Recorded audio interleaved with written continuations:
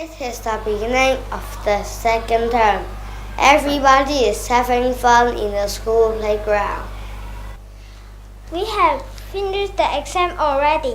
Now we don't have dictation and don't have homework. I can play computer game all day. Ha! Right, I can play my Rubik's cubes too. Yeah! When everybody is playing around, Charmaine is reading. What are you doing, Charmaine? I am doing the dictation revision. Why? We have no dictation this week. Still, we have to do the revision early. We should practice every day. But I want to play every day.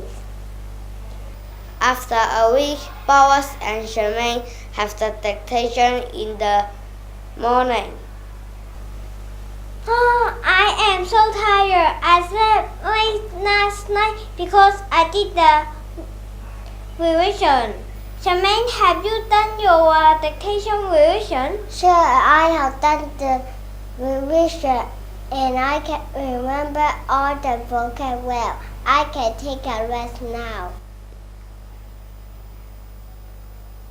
The dictation is so tough. I don't have time to do my revision. What should I do now? I should start studying early. Yes, the early bird catches the worm.